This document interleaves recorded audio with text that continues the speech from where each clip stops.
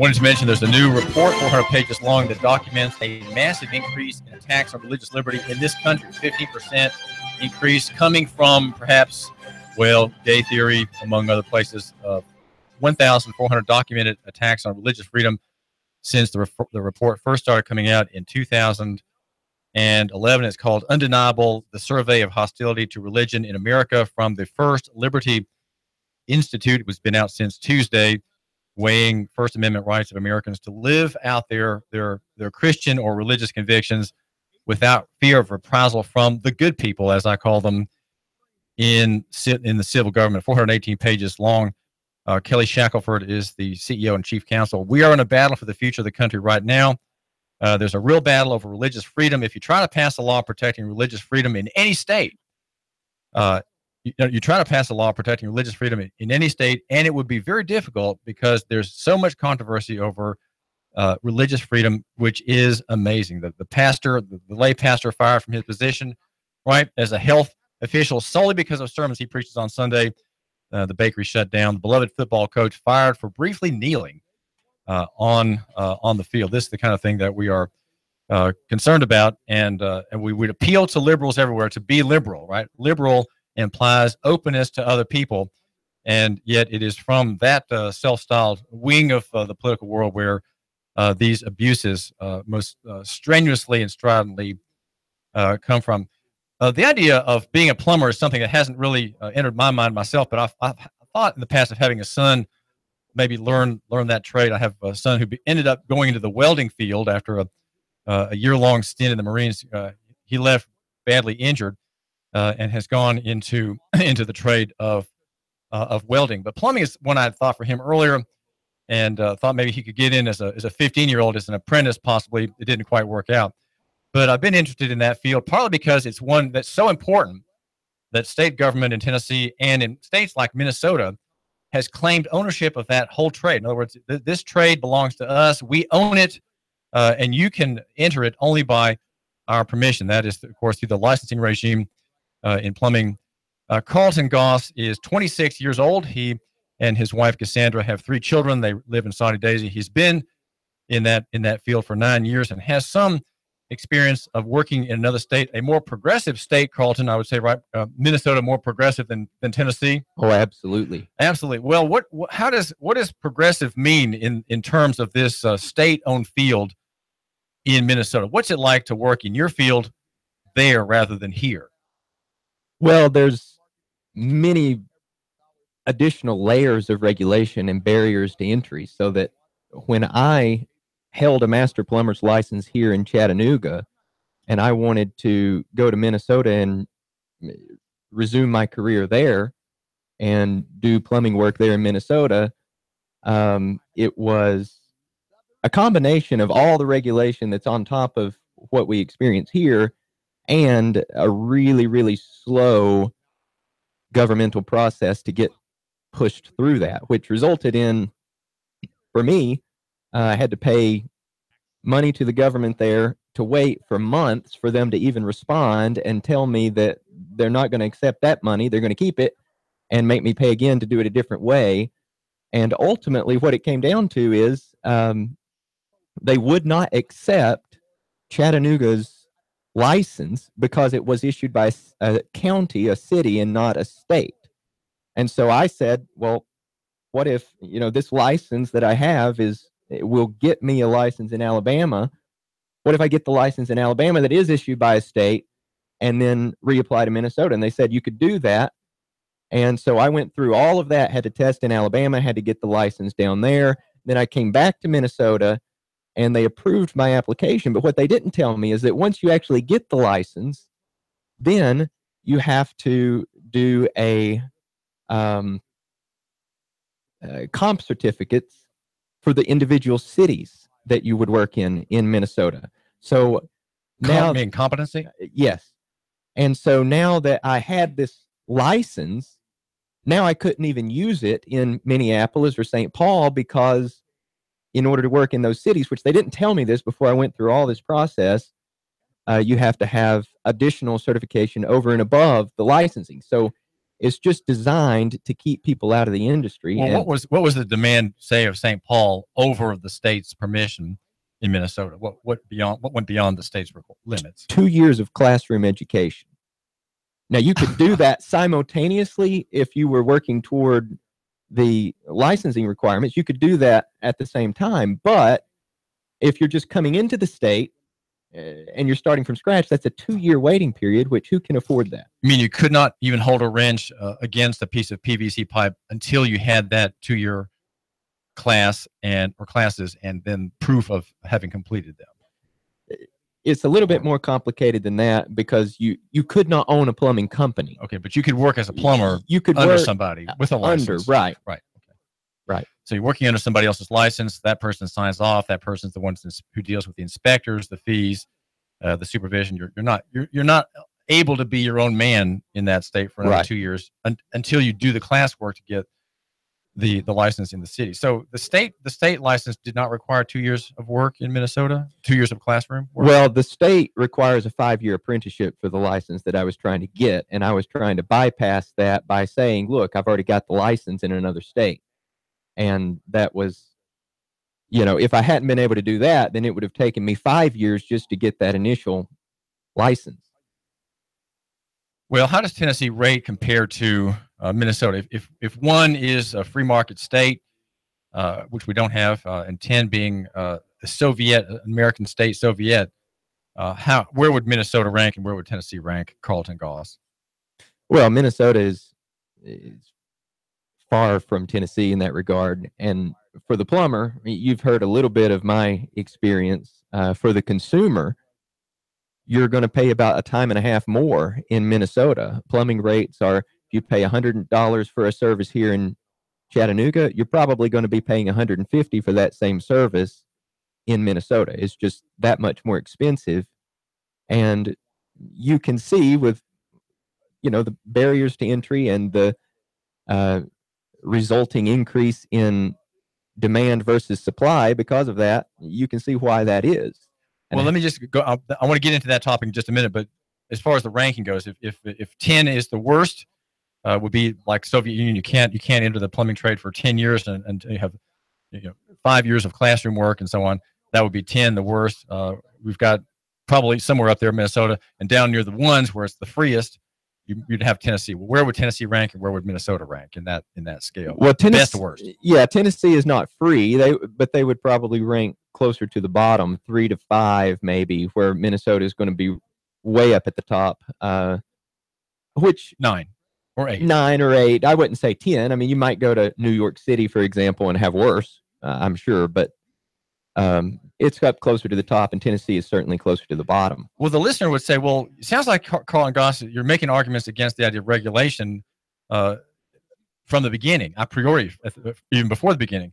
Are you saying that if there was a free market in the plumbing trades, that the consumer would be served better? You're saying prices would be lower, but would long term, would my plumbing work be of good quality if you had a free market without state ownership of your profession? What do you think? Are there internal mechanisms that guarantee good results in your field? Well, that's certainly the reason that we have the regulation, is because you have a field that's directly related to public health and safety, and if it's done improperly, then plumbing can result in spreading of disease, as it did in the 1800s, and all sorts of things like that are very, very bad for society. And so you have a plumber who's not following the rules, then you could have really a very dangerous situation where sewer gas is leaking into your home and situations like that. So because of that fear, that's why we have the reaction to that fear in the regulation. So the question is, I think, David, is that an effective way to manage that very real threat? And I think there are certainly, it certainly does in some way mitigate against the problems, but it's not completely effective, because in order for it to work, the government has to have complete oversight of everything that's being done. And the reality is it's not possible for them to do that. Now, they can make you pull permits and they can make you charge fees, pay fees and pay more money to get the permits done. But does the permit guarantee, even having the permit and having the regulation in place, does that guarantee that the work is going to be done according to the code? And the reality is no. The reality is most plumbing work that's done in this area that would require a permit doesn't ever have a permit pulled.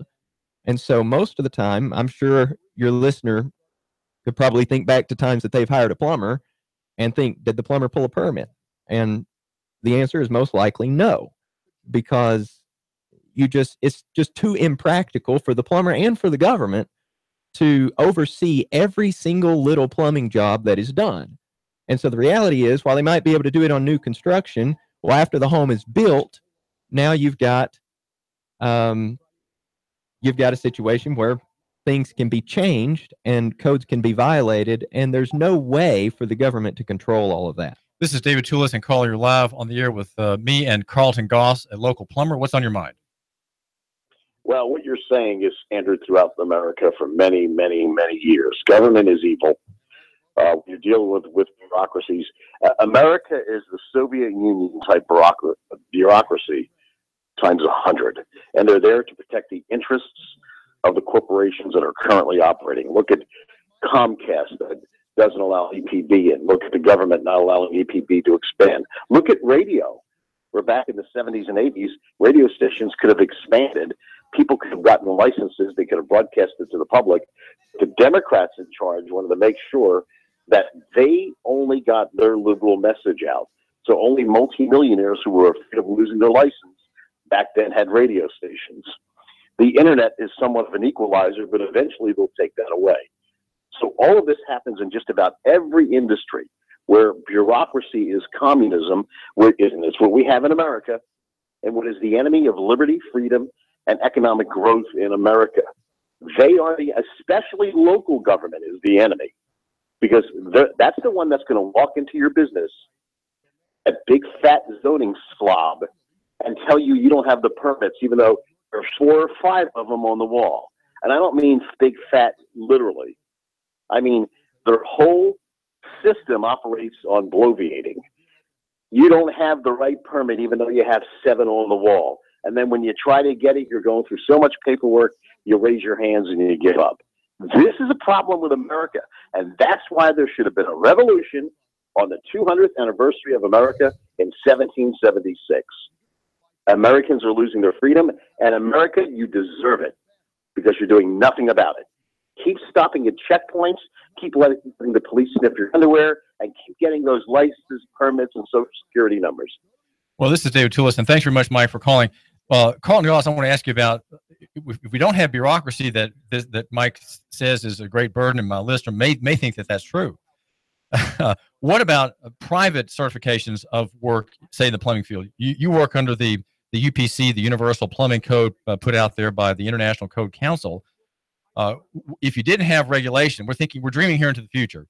If you didn't have state regulation, state ownership of your field, would you, as an entrepreneur, want to have a certification or an affiliation with a group like that to say to tell my listener, I'm going to put in a system in your new office, and this is the standard I'm using, and here are my papers showing that?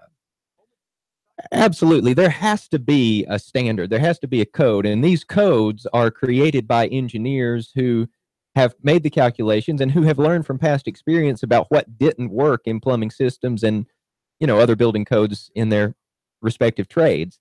And so there has to be a standard, but does that standard have to be enforced by the government? And the answer is no. In fact, the standards are not created by the government. They're created by engineers, as you pointed out, in the International Code Council is the one that we have adopted here. And so could an individual adopt that code and follow it? Yes, absolutely. It doesn't require the government to do that. Now, there does have to be some experience and training in order to be able to follow it, and there does have to be some knowledge there, and there does have to be a code. But what you do, if there were a free market, Carlton Goss of Goss Plumbing would be telling the customer, look, part of our contract is that I will meet this standard, which you can find out about online yourself. This is the noted standard in our area, the International Code Council, UPC standard. I follow that as part of our contract. I will honor that. That's the rule for me. You don't have to know the details. You, the customer, you, the listener, don't have to know the details. That's my standard. And that way, there's an enforceable agreement in court that you will honor this, and he does not have to look at the details of your work. He doesn't have to sniff your underwear, as Mike was saying.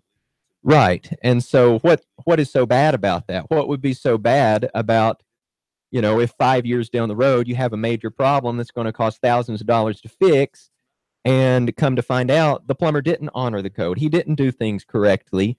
Well, now you can go back against him in the courts. What is so bad about letting the free market work itself out that way? I don't think it would be so bad. Well, the idea of regulation is that we don't trust people to be honorable. We have to have the court sort of in the front of the relationship, and not rely on the courts to be at the back end of the relationship to solve problems where there's a bad event. We have to have the legal system, the court system, our intervention up front and now, because we're worried, we're scared, we're anxious, and the whole system seems to be based on fear and doubt. Fear about the listener, fear about his qualifications, doubt about his goodwill. There's general regulation implies a doubt of the free market. It does, David, and it also implies doubt of the consumer, because it's assuming that the consumer is not competent enough to make sure that they're getting work done according to any kind of standard. And it also assumes that the consumer is not competent enough to do the work on their own. That's why you can't do it. You can't pull your own permit and do your own plumbing or electrical, because the government has said, well, only licensed plumbers, even though they're going to inspect the work, even though that's what we're paying the permit fees for, is for them to come out and take a look and make sure that you did it according to the code.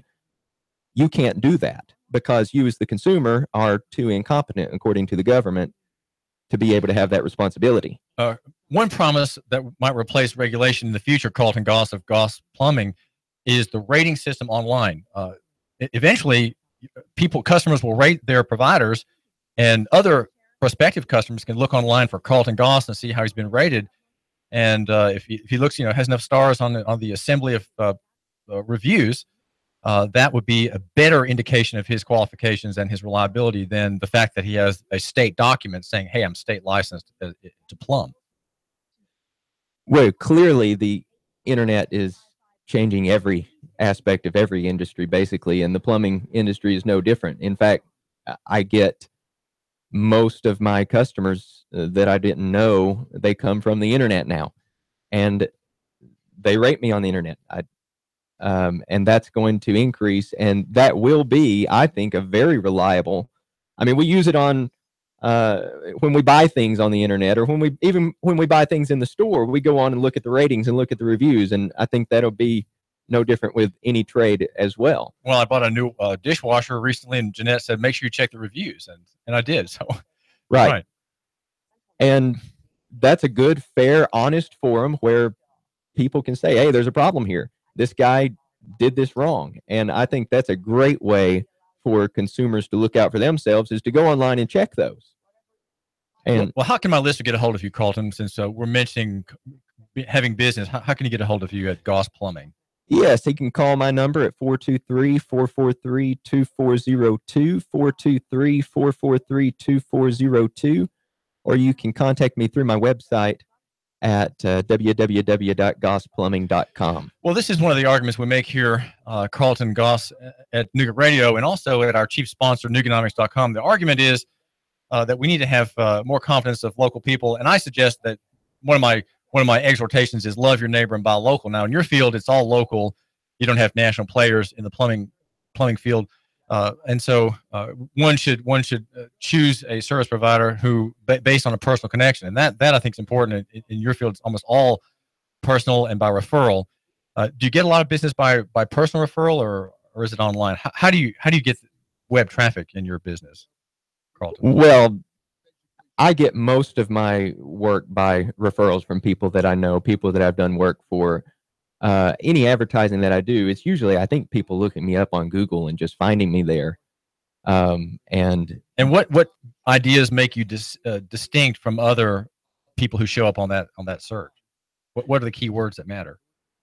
I'm not sure. My wife handles the marketing. You would have to ask her about how that works and the SEO and all of that. So the point I think that we need to consider, Carlton Goss, is that regulation prevents competition. It makes it very, especially in Minnesota, very difficult to get into the field.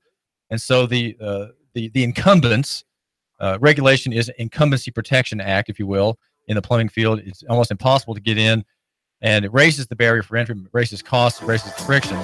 So the free market, the voluntarist kind of society, one I would suggest that is envisioned in the Christian scriptures, is much more to your advantage, you're my listener's advantage, even though you don't go to church, okay? Even though you don't go there. The idea of liberty and freedom and openness to the market, a progressive, you might say a liberal sense of the market is better for you. Carlton, thanks for joining us. This is David Tulis. We're talking with Carlton Goss of Goss Plumbing. The advantages of the marketplace in bringing about great services in any of the fields, whether accounting or plumbing or even journalism. Hey, check out Nooganomics.com, Nooganomics.com. Traffic, news, and information. Nooga Radio, Digital FM 95.3 HD4, and